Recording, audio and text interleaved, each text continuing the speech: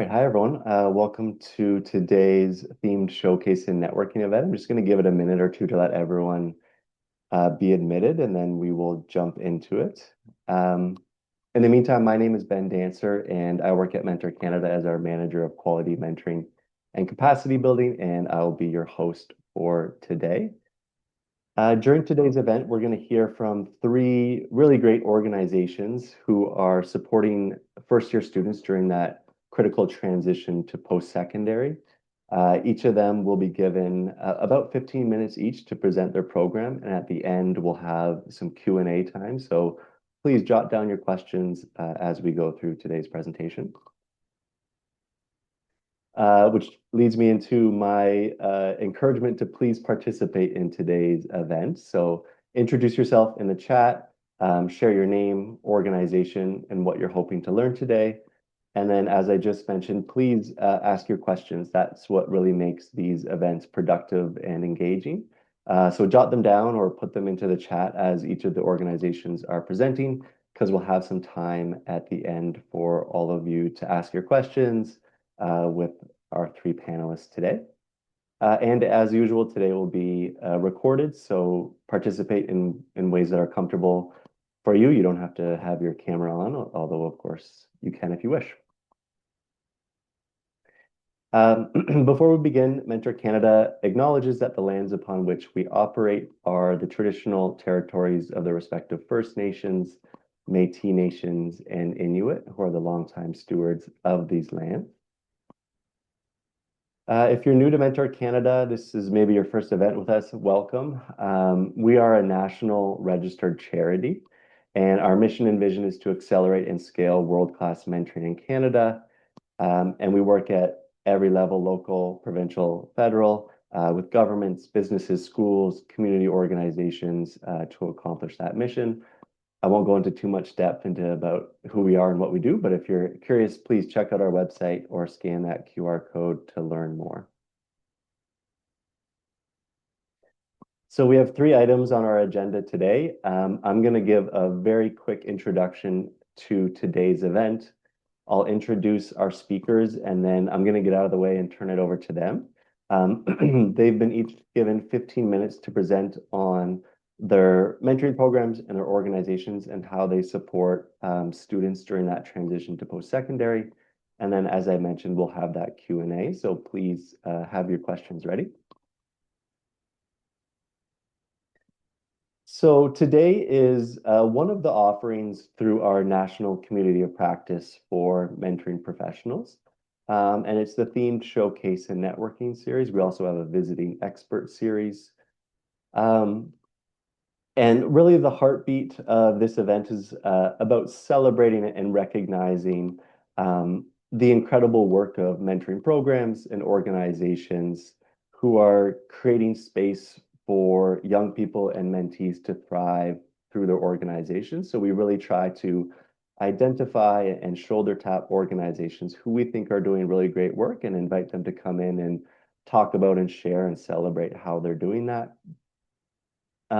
It's also an opportunity for you, the audience, to discover some practices and strategies. So it's a really great opportunity to kind of get a behind the scenes look at how other mentoring programs and organizations operate, so that you can maybe learn from their lessons or their wins or their challenges along the way. So I think it's unique in that aspect, as we don't often have those opportunities to learn from other people in the space. And perhaps most importantly, it's our attempt at Mentor Canada to kind of de-silo the mentoring field and try to come together periodically to learn from and with one another, just to support quality mentoring for mentees and young people across the country. That is really the heart of everything that we do at Mentor Canada. If you're not a member of our National Community of Practice already, I invite you to join. You'll be the first to learn about all of our events and offerings. You can do so by scanning that QR code or visiting qualitymentoring.ca. It's free to sign up and free to participate. So I really encourage you all to please sign up and become a member of this growing community. All right. Without further ado, let's turn it over to today's presenters. And our focus for today is, of course, mentoring first-year students during the transition to post-secondary. So first up, we're going to hear from Lindsay Smith, who is a student development specialist at Ontario Tech University, where she has worked for over 15 years, serving in progressive roles, including mental health coordinator, academic development coordinator, senior academic advisor, and currently student development specialist. Throughout her career, Lindsay has been deeply committed to student success, supporting learners from transition to graduation. In her current role, she leads the development, coordination, and assessment of strategic initiatives that enhance student engagement, leadership, and professional skills development.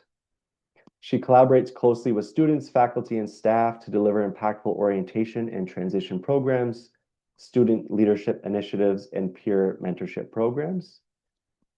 Lindsay is passionate about creating meaningful opportunities that foster belonging, resilience, and growth across the university community. So welcome, Lindsay. Next, we'll hear from Mofi, who is the founder and program lead at Itoju Mentoring.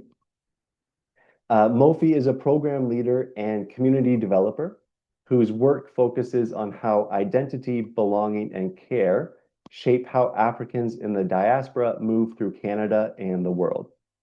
As a Black, queer, immigrant woman, her work is rooted in Black and queer liberation frameworks, bridging storytelling and program design to create spaces of care, connection, and social change.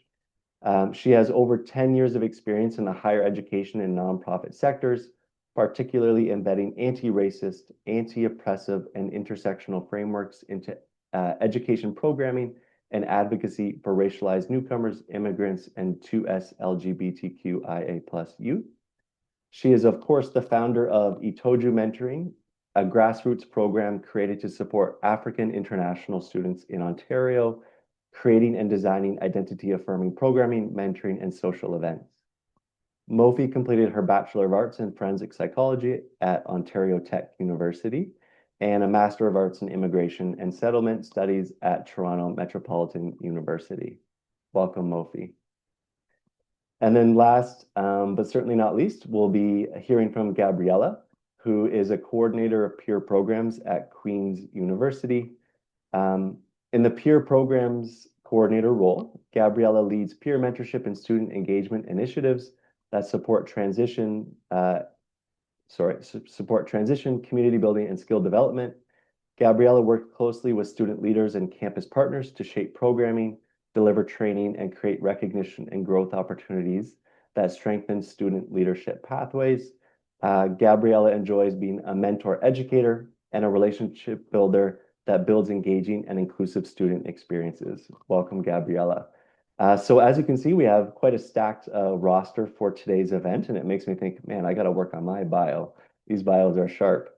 So without further ado, let's turn it over to Lindsay for our first presentation. So I'm going to stop sharing and invite Lindsay to join in.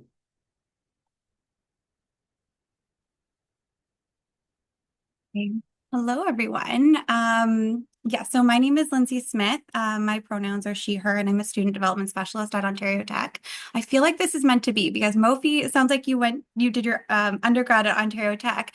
And I don't know if Queen's knows this, but my program has really flourished because I initially got in touch with Queen's University and they led me to Mentor Canada. So for me, this is almost like a full circle moment for my program. So thank you for having me. So I am the lead specialist, coordinator, developer for our peer mentorship program at Ontario Tech. So in the sort of 10 to 15 minutes that I have, I want to cover just like why mentorship matters at our school specifically, who the program supports, this part is funny. So we have made a lot of changes since I took over the role. So I thought it was kind of important to tell you what the old model was. very loosely, and then kind of how we changed it and took a new approach, which was definitely more student centered. And then I just want to talk a little bit about some early impact and success indicators. I do have some data for you, but again, the program keeps changing, so it's been a little bit hard for me to compare year to year. I still thought it would be important to share some of that information. Just for the sake of time, I'm not going to go over all three like program outcomes. I just wanted to show you that when we run a program, we always make sure we do very intense program plans. And so part of that would include some of those program outcomes. So I always ensure that like my program outcomes are matching with our current mission and values at Ontario Tech, which we change. I think most post-secondary institutions will have like missions and values for like 5 or 6, 7 years, depending on how long they do that for. And so I always ensure that my program outcomes match with that. So the first one was advanced institutional support for student transition. So for sure, our peer mentorship program, a big piece is student transition, but I'll kind of explain how we do help all students at our school. We foster a culture of inclusive and collaborative leadership. I'm really trying to focus on inclusivity, equity, while I'm kind of fine tuning and making changes to the program. So I can kind of let you know what I've done there for that. And the last sort of program specific outcome is strengthen academic and social belonging across the student experience, which is a really big one for our missions and values. A sense of belonging, I think, at most institutions and places is really important. And so that is one of our big outcomes for our mentorship program. So who the program supports. So we currently support all incoming first year undergraduate students. That will include our pathway, bridging, and mature students. Just to clarify as well, that's domestic and international. When I was doing my research, I noticed often schools had their own international mentorship program. We just work with all students who are incoming. So this is what I was talking about, where we have a focus on this transition piece. But our program also supports any students who feel disengaged and overwhelmed. Most of the time there's that link where they're struggling academically when they're feeling that way. Not all the time, but for sure there's a common link there. And just looking for a sense of belonging and connection, that's a big one. I mean, personally, I find that so important and valuable. Yes, for retention, but just for their sense of joy at school. And I just thought this would be interesting to some of you. My program specifically is grant funded, and I know that's not always the way at other institutions. So our grant specifically asks us to focus on first generation and racialized students. So I can kind of, again, tell you a little bit about that as I go through. Okay, so the old model, this is where I'm just going to break it down for you. And if I make this confusing, I can answer questions at the end. So how our program kind of used to run, I just wanted to, instead of going into all the little details, just high level what we were kind of working with. Our program's been around, I mean, at least not 10 years probably. And I've been in the role specifically like 2 years for the mentorship piece. And so in the past, when I took on the role, it was very fixed timelines. So the program was like August to December, that was helping those transition students. And then it was like January to April, that was like one-on-one, and the students kind of opt into that program. That was like an optional piece. Coordinator-led matching. So we were doing all the matching manually using Excel spreadsheets and Google Forms.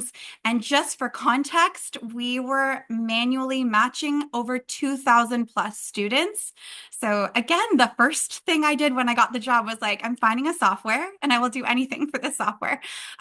So that is the first thing we did there. And so that was a lot of manual work. And it took also what I've learned through Mentor Canada in different development sessions, it took the autonomy away from the self-selection of the mentee. So we know that self-selecting a mentor can be very empowering for that mentee and can build buy-in with the program. And so that's where I wanted to like lead towards. I offer kind of both options for some of those that are a bit anxious to still pick their own mentor, but a lot of them are really enjoying self-selecting. The program, the old way, was less flexible in how mentorship was unfolding. So it was very specific tasks and timelines. It was not meeting any of our early alert needs. So I work really closely with our academic advisor. And so when we get the early alerts, meaning they may have failed their first midterm, things are not looking so great. We were like, oh, we're so sorry, you're not doing so well in October, but in January we can help you. And it was like, how is that helping anyone in that moment? So that was one of the big things that I noticed and wanted to fix right away. And also we were noticing like a drop off anyway with our transition program around reading week, which is like mid-October for context there. And so this is another issue I was noticing. And as well, the last kind of piece with the old program was we were using multiple platforms for communication, which was challenging for me as someone who really likes to be organized and have things kind of in one place. So we were using everything from WhatsApp, Google Drive, Discord, Google Sheets, Google Forms. It was not for me. I was like, we got to make some changes here. And so while the program still actually got well received reviews based on like our program evaluations and surveys and all that stuff, we were getting good feedback. I'm going to be honest, though, I think sometimes the peer mentors could have over exaggerated on some of the things they were doing. And I couldn't actually prove if anything was really being done. It was just sort of like trusting what they were saying. And I know some of them were like over exaggerating a bit on how much support they were providing. So it's kind of hard to get proper data, especially when my program is grant funded. I want it to be a lot more accurate. So this is just a quick image of like the old structure. This is the old structure for our kind of transition piece that, kind of July, August, September piece where we were supporting them. So I would have, we had 5 faculties we were supporting. So we had 2 senior peer mentors per faculty. And then we would have, it would depend, 12 to 18 peer mentors under each faculty. And then they would have, again, the number would vary, but it could be anywhere from like 40 to 60 mentees under each peer mentor. So we were, again, matching over, 2,500 students. And how we did that was like a structured program like this. So really, I worked a lot more closely with those senior peer mentors. I did a lot more training with them. We went to a leadership camp, all that stuff. And then they were really like the leaders of the leaders. So that's how we've been doing this, to be honest, for over 10 years. And I just made the change this year. We're trying something new based off of, shout out to Michelle at Mentor Canada, who I just adore. She came up with another idea for me using a platform that we got, and I will tell you about that. But I think it's going to be, I'm always willing to try something new. I'm always happy to try things. And if they don't work, I'm happy to kind of revert back to what we were doing. So yeah, the final kind of slide for the old model was how it used to be run. I kind of touched on this, that we were matching those students, difficult to track engagement, in a lot of forms. For this like winter program, I was telling you about how it was like January to April, where it was one-on-one support and all opt-in. We matched around 80 or 90 students on average, which is great. I did ongoing group kind of training sessions with our mentors. Again, it was a lot of just Google Forms and just hoping for the best. Okay, so now this is now how like the new program is kind of working. So we have a student-centered approach, which I've tried to focus on for every kind of piece of this. So from July now, and actually we just decided we're going to move it to June because we have our school registration around June. So it's going to actually be now like, this was just yesterday, we changed it. So we're going to support starting June to September, and that's going to be kind of our transition period. And so all of our incoming students are still automatically matched, but instead of where I was matching them to like 40 to a peer mentor, I decided this year to hire a team per faculty. And we're also supporting an additional faculty for education now because that's growing. So we have 6 faculties. I've hired 5 peer mentors for every faculty. And I made sure that all the 5 peer mentors hired are in a different program. So I didn't want 5 life science. I wanted like chemistry, biology, life science, human health, forensic, whatever it was. I just wanted a variety of students. So they work together in a feature called Spaces on Mentor City, which is the software that Queen's referred me to, and Mentor Canada.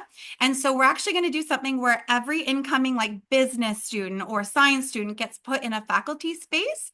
And then those peer mentors can now support broad transition support, everything from tips, advice, strategies, how to like register for those classes, how to get in a wait list, link tutorials, like all the information that they really should know, that hidden curriculum that we talk about a lot. We're going to get those students to support and mentor them, all incoming students. So we're trying this for the first time ever, working more as a team in a space, if that makes sense. So yeah, they'll be available June to September. The cool thing is, even though they work as a team, Our students can just pick and chat one-on-one and still have a one-on-one relationship in that transition peer mentorship program, which I love because on average, I was already noticing even when I matched them, they were only having like maybe three really holistic, lovely relationships with these students. So if they were getting 30 or 40 mentees, three or four were having like a very personal relationship with them. So I still think this is going to happen. I know they're going to reach out and have one-on-one, but I think then they can also connect with all other students in their program, which I really love. And then what we're going to do now to solve the early alert problem I was talking about, how we have students who, for retention purposes, October to April is now all opt-in. So no one is automatically put in this program. They're all opt-in. We will support all years. So first to fourth, fifth, sixth, some of our engineering students are here a while because they do co-ops and internships. Mentors actually now have a choice to support 1 to 3 mentees at a time, not during that duration, but literally at a time. So I have mentors right now that have 3 mentees right now. And if one drops off, they are opened back up in basically a pool of mentors.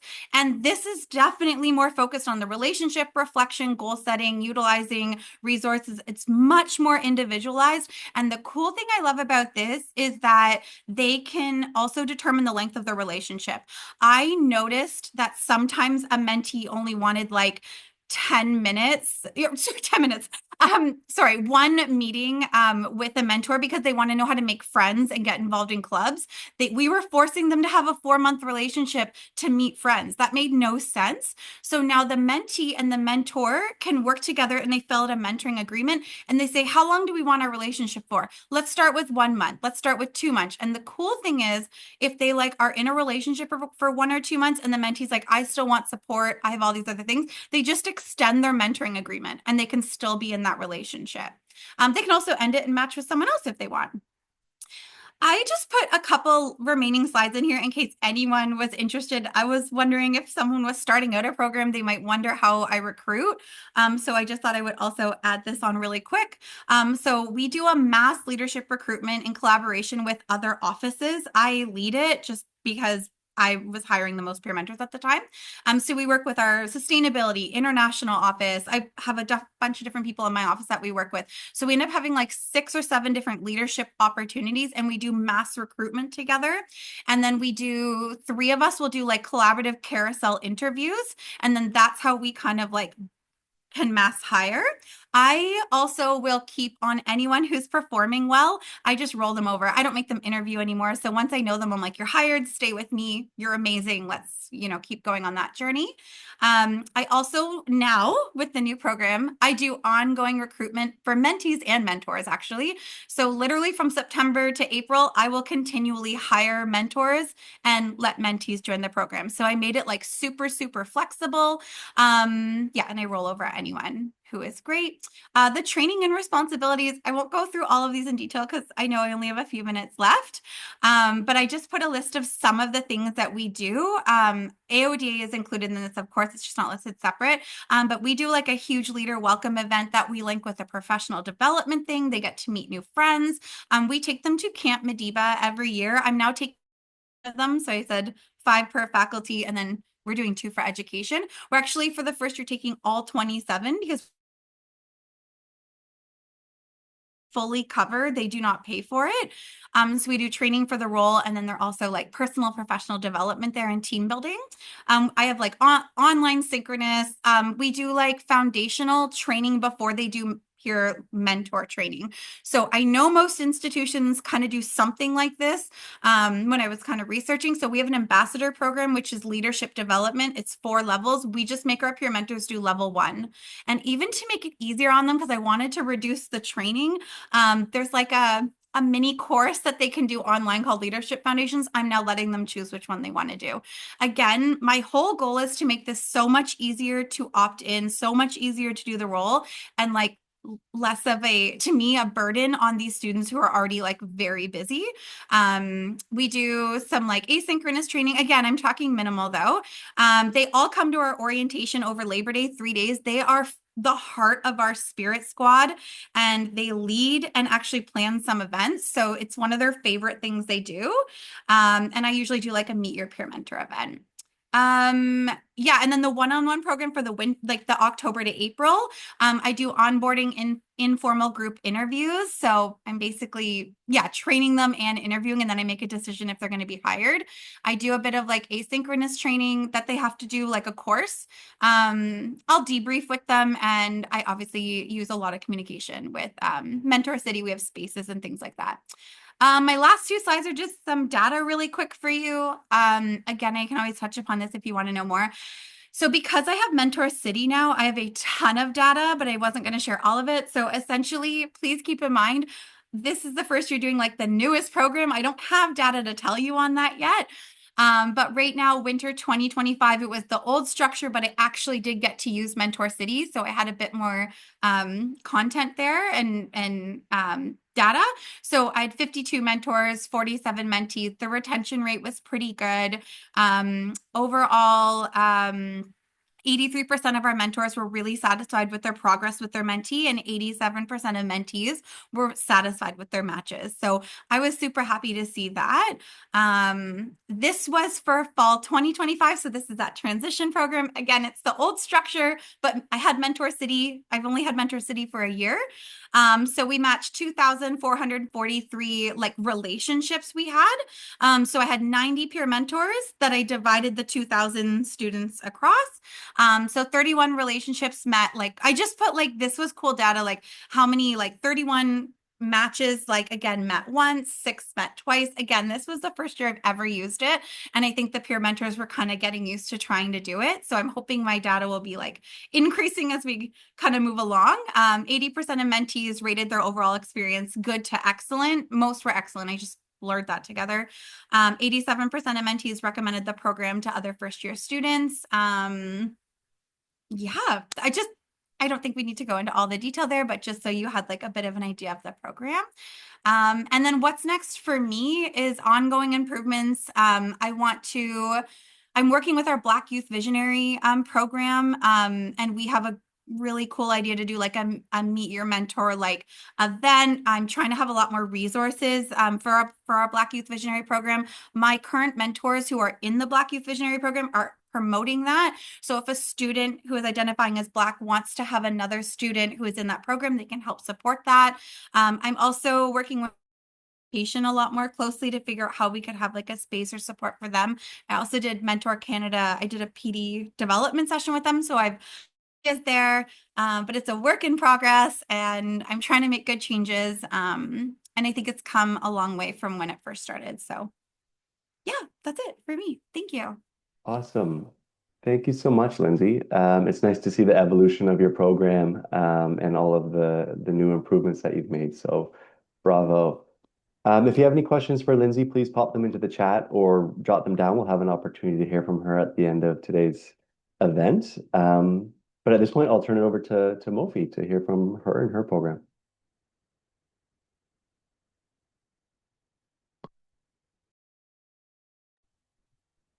All right, thank you. And also feeling very serendipitous because yes, I did go to Ontario Tech in my undergrad, which was the start of many things for me, but a lot of my community building work. I started when I was in university.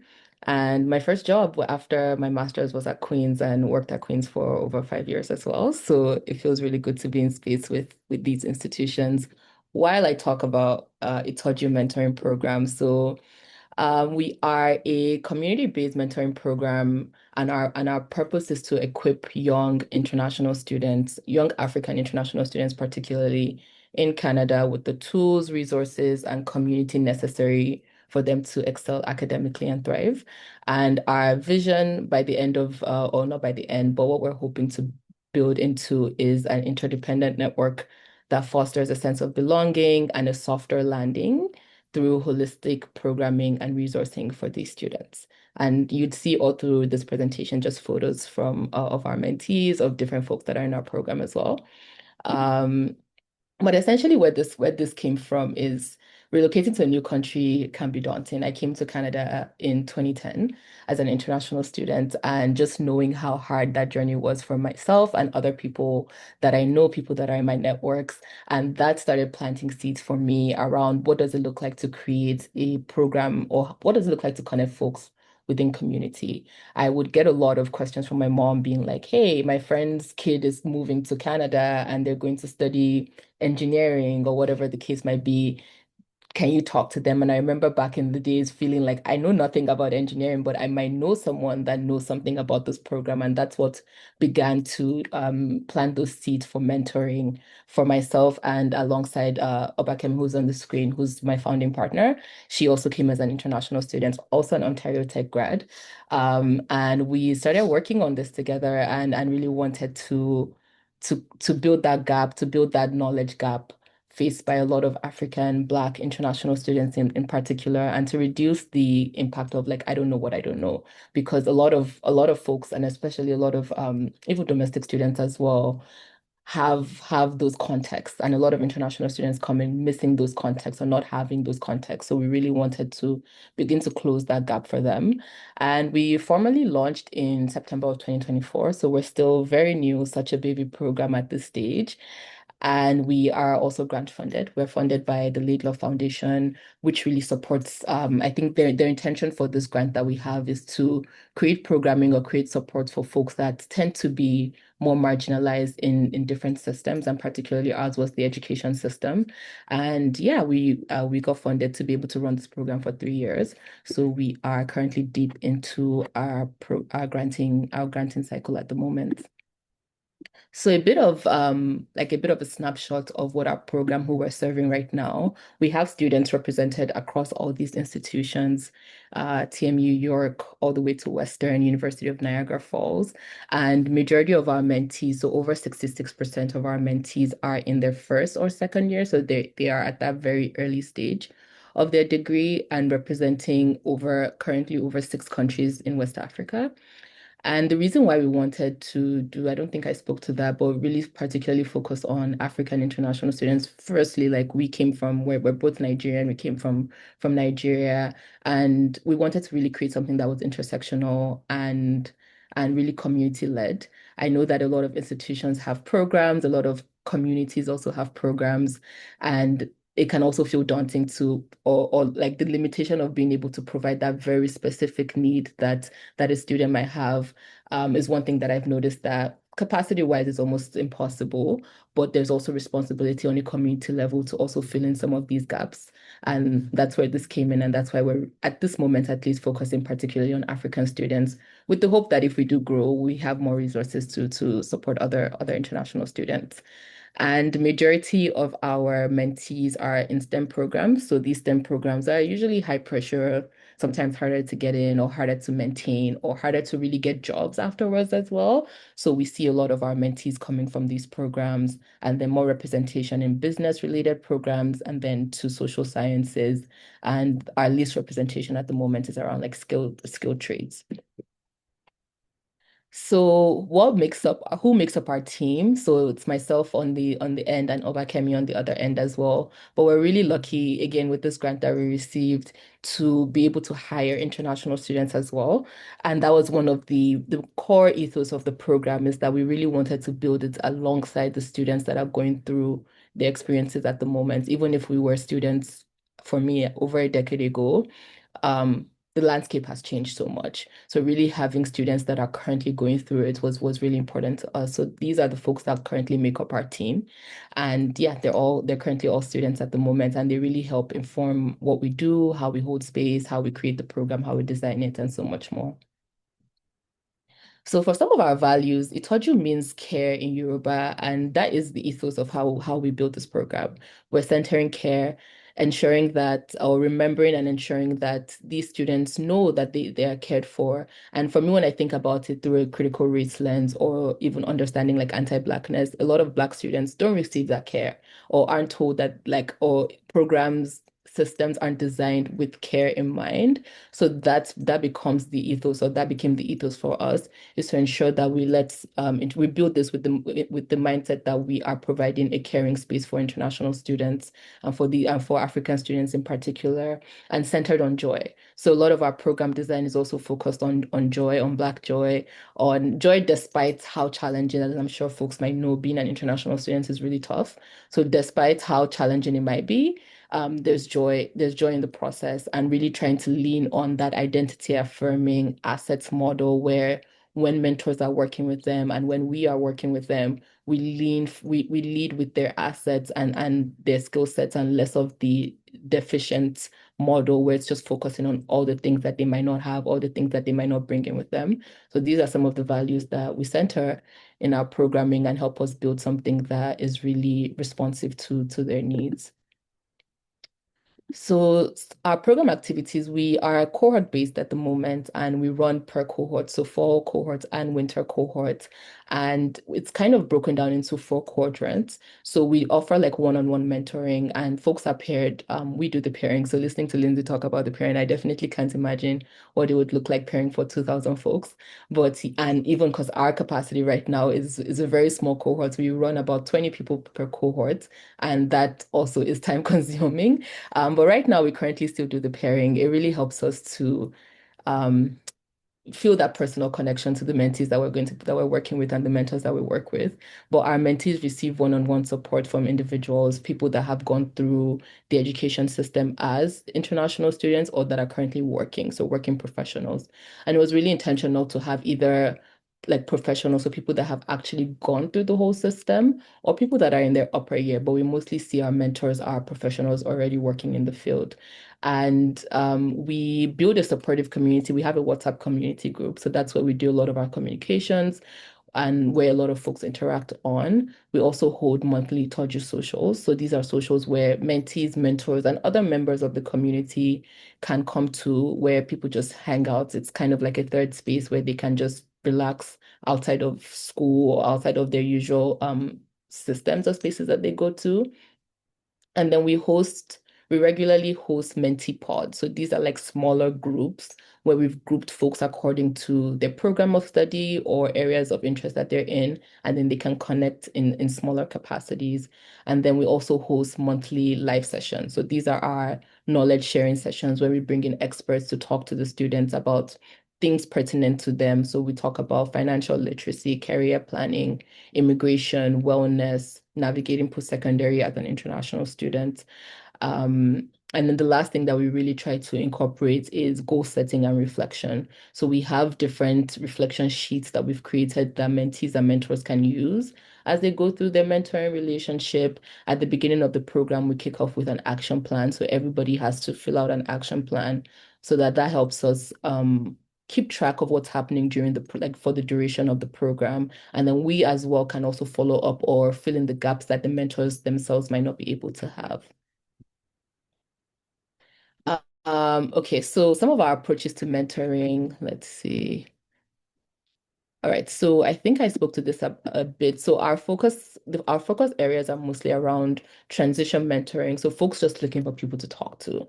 They're young, they're looking for somebody that looks like them or that's from the same country or whatever the case might be to help them navigate Canada. That's one area in which people really seek out mentoring for. And then there's academic mentoring. So if people are in specific programs and they're trying to figure out how to navigate the institutions or how to navigate their programs in particular. And then the last bit is career mentoring. So those are more so for our upper year students or even some folks in first years as well. We have students that are looking for co-ops, looking for internships, and looking for how to start early. So our mentors also are able to offer them career mentoring tips and tricks on how to write resumes, how to network, and all of that. And they're mostly built around filling gaps, assessing what the students need that they might not even know about, and also accountability. A lot of our mentees just talk about wanting folks that will keep them accountable, that will hold them accountable to their goals. So that's what our mentors prioritize as well. And our pairs meet bi-weekly for 4 months.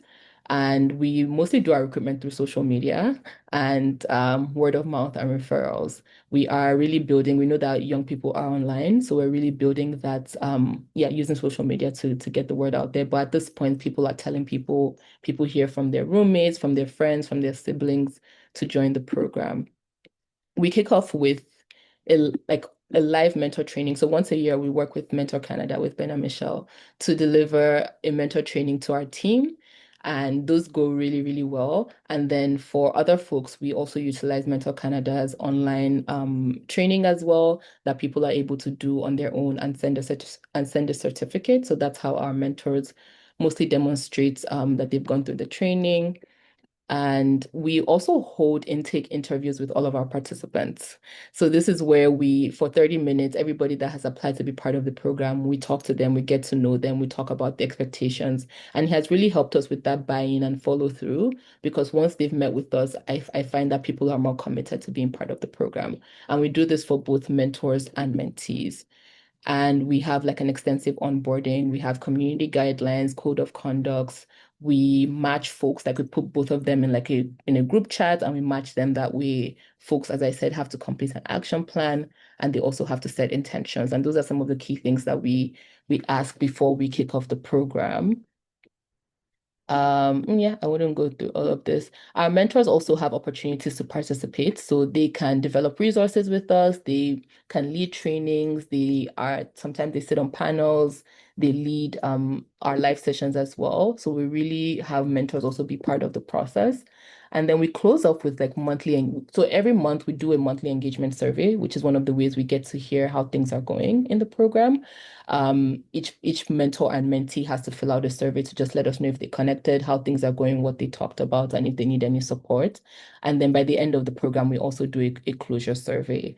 And throughout at the beginning of the program, we also kick off with an orientation, and at the end, we do a wrap up. And in this wrap up, we also do like recognitions and cute awards and just other things to really build that community as we go on. And the last thing is that we also offer a mentee stipend.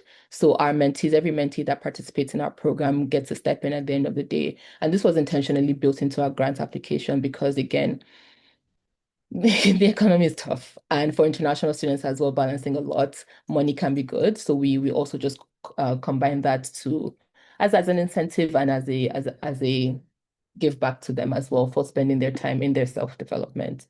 And these are some of our impact insights. I won't go through all of them, but I would say that some things that I've really learned is one, having people that are going through those same things be part of our development. Like having working with international students has really helped us know how to build in a responsive way. We have learned how to pivot and iterate when needed, which was very important to us. We found that the intake interviews and consistent check-ins work. So one thing that we newly launched this year was twice during the cohort we would do specific check-ins with mentees. So actually like calling them or messaging them to check in on how their mentoring relationship is going, checking in on their action plans, but actually just having more touch points with the mentees we found has worked really well for us. And yeah, and I just wanted to share two quick testimonials for folks to read before I wrap up. The first one is I feel like everybody can see this, but I'll read it out loud as well because it just really speaks to some of our impacts in the program. I wanted to reach out personally to share a quick life update and say thank you. Joining this program has helped me so much in such a short period of time. I was offered a last minute opportunity to apply for a position. I was selected, interviewed, and ultimately received an offer. I reached out to my mentor for help preparing through a mock interview, and she did so without hesitation. I genuinely believe her support played a major role in helping me ace that interview. At the beginning of the month, I felt extremely hopeless and didn't see many prospects ahead of me. What stayed with me, though, was the reminder that I joined this program because I wanted to better myself. So why stop then? I felt like I had something to prove, and choosing to join this program was proof to myself that I was still moving forward. All that to say, I'm truly grateful. So that really warmed my heart receiving that. And then this is from a mentor. My mentee and I are a great match and would like to shout out to the team for recognizing and pairing us together. We met for lunch the first time, and I see us remaining in contact afterwards. I recognize opportunities for community building and encouragement to enjoy the journey of his degree rather than constantly looking forward to graduation and securing a job.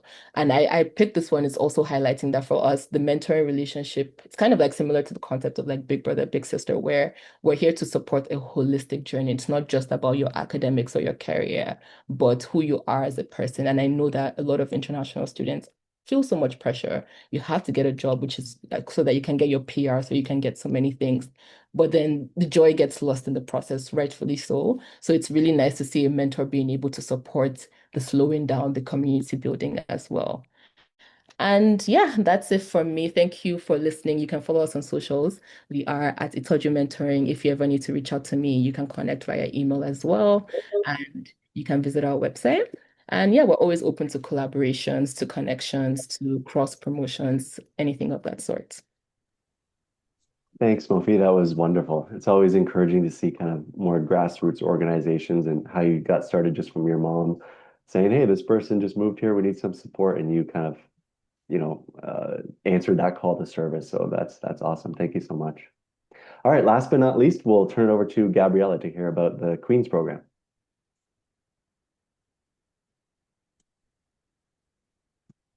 Hello, everyone. So I'll get started, and my screen is on. All good? Yes, we can see it. So I work at the Queen's University in an office called the Student Experience Office. Oops. And our mission here in the Student Experience Office is to create engaging and inclusive opportunities for all students to support their transition in, through, and out of university, and to promote personal growth. We offer, I keep going in between slides. So we offer holistic programming and education, and we do that by delivering programs that support student transition. We also collaborate with students and with student leaders and with campus partners to support and to unify transition, engagement, and student development programming. Our focus is on making decisions that are informed by evidence and data, and we support student-led initiatives. So some examples of programs that come out of our office, we'll see in just a second as we go through this screen reading. So some programs that come from our office are things like orientation and transition. I coordinate peer programs. We also have student inclusion and engagement, communications and administration. We have some special projects around transition and access and inclusion. We also create opportunities for students to develop important skills for success. So part of that mission, we are also an important student employer on campus. So each of the portfolios that I just mentioned earlier employs at least one student staff on a full-time basis through the summer and part-time throughout the academic year. So those are some of the students that work with us this year. So part of my portfolio coordinating peer programs, I coordinate a large first-year transition mentorship program called QSuccess, where we help connect incoming students at the university with trained upper-year mentors for holistic support. So as Mofi and Lindsay were saying, we're looking at the whole student. There's a variety of factors that influence that first-year experience at the university. So our support is then holistic. So things like academic skills, balancing the academic and social demands of university life, physical and mental well-being, and so on. Through virtual mentoring, we're also using the same platform through Mentor Canada, Mentor City. So that virtual mentoring component has allowed us to connect students even before the start of the academic year. So our program cycle goes from July until the end of the academic year. So we have virtual mentoring throughout the summer months and in-person on-campus mentoring during the academic year. In terms of mentoring practices, I work based off of a structure and delivery model that includes all of the stages of a programming. And I was very interested in Lindsay's mass recruitment. We also do what we call a shared recruitment model. So I chair a peer collaborative group on campus. So I work with other peer programs coordinators. And we have a shared recruitment strategy where we have a campaign where we promote a variety of student volunteer roles as opportunities for leadership and skill development. So that is our pitch for student leaders. Opportunities for leadership and skill development that align with student skills and interests. So students have the opportunity to develop transferable skills and get involved in their campus community. And we've seen great success with this centralized approach, whether getting involved in mentoring or academic coaching, health education, international student support, or faith and spiritual life, as a few examples. There are opportunities for a variety of interests for our upper year students to get involved. When it comes to screening and hiring, our mentor candidates go through a thorough interview process where we use real life scenarios to assess their ability to assist any potential mentee and respond to relevant peer mentoring situations. So I work with a team of senior mentors, so similar model there with other mentoring programs, and they're involved in that interview and hiring process. We see it as an opportunity for them to gain additional leadership skills when they're interviewing and they're part of the decision-making process. And we also require any candidate that is being offered the mentor position to undergo a police check. When it comes to matching, one of the most valuable features of the e-mentoring platform is self-matching. So more about that in the next slide. We also use manual matching. So that allows administrators to send matching suggestions. So this is the approach we take. We don't match students. When we create a match in the system, that generates an automatic matching suggestion email. We understand that it does take some time to build that relationship, so we encourage the mentor and the mentee to have an introductory meeting before they decide to formalize their mentorship participants. So our approach is no fit, no problem. So that allows participants to have an introductory meeting, decide to continue or to end the relationship and self-rematch at any point throughout the program. So an example from the e-mentoring platform of how we use the self-matching feature or filter. So students can select their preferences to look for a match based on their interests. So in this case, let's say I'm a mentee, I'm looking for a mentor who's in health sciences, who can provide support in areas such as athletics. And perhaps I'm a first-generation student, so I want to connect with a student who's also first-generation student. So I apply those filters, and that would give me some results. So these are the results, right? So I get a list of potential mentors who match my search priorities. In this case, I have a couple that fit my athletics and first-generation student criteria, another two that only meet my athletics criteria. So then I can select who I'm interested in to read more about these mentors by looking into their full profile. So let's say I'm interested in Emma here.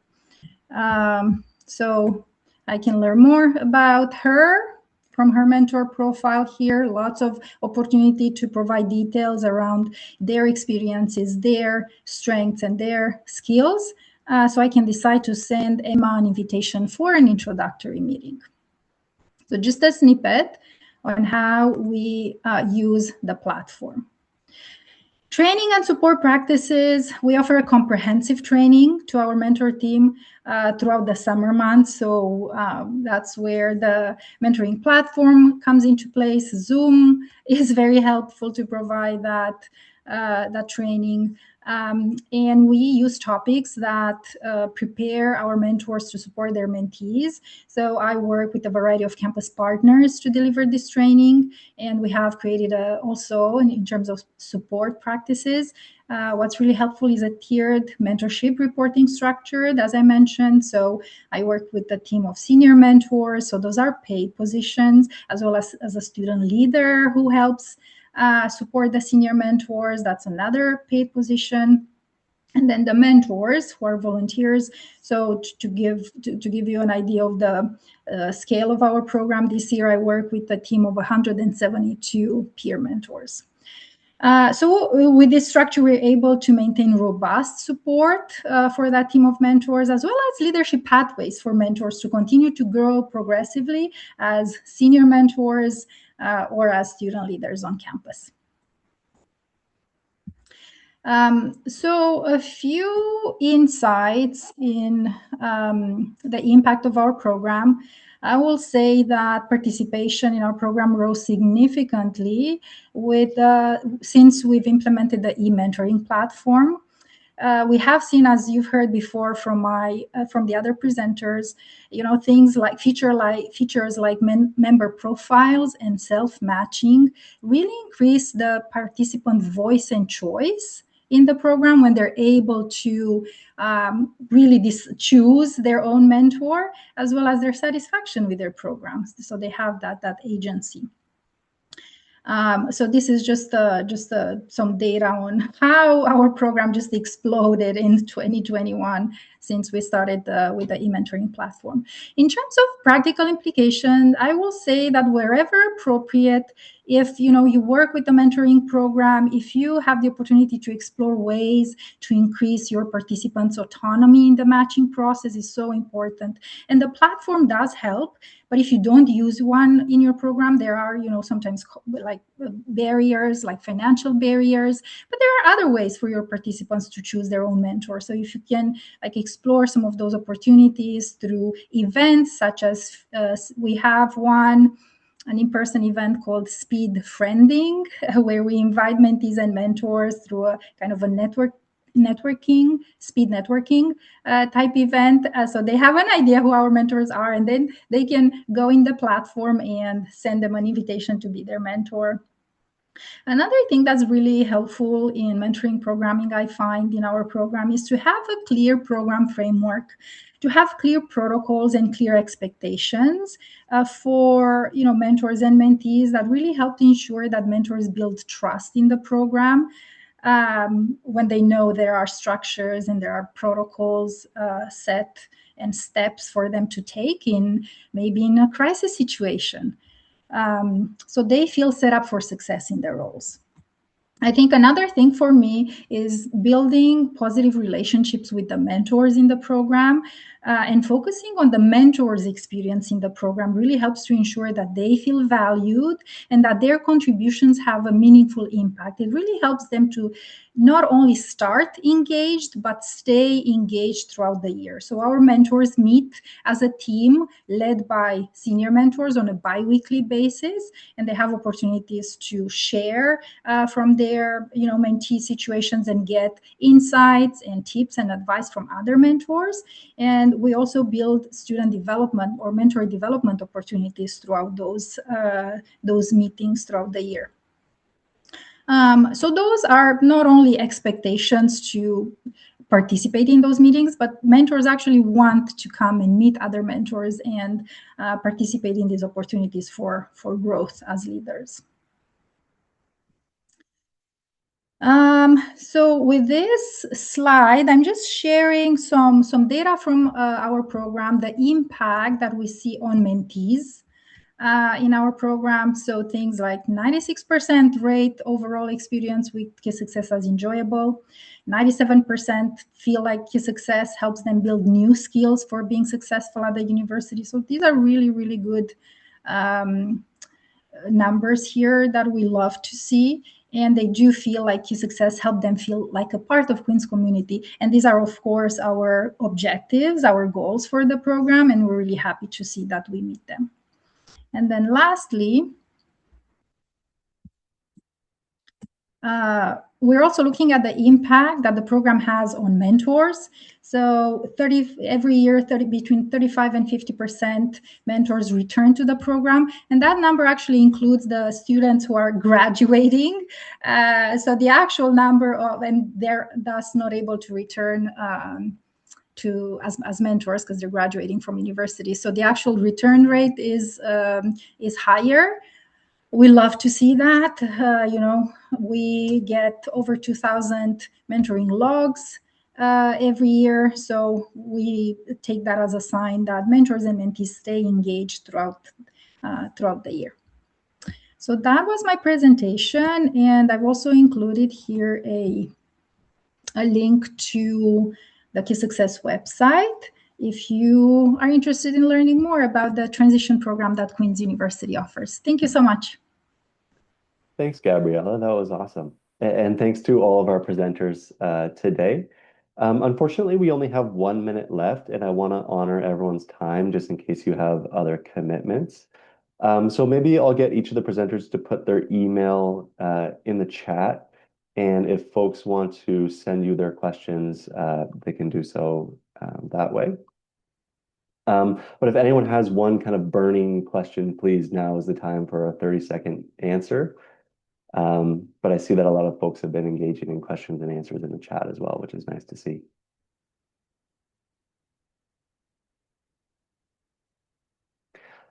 All right, everyone.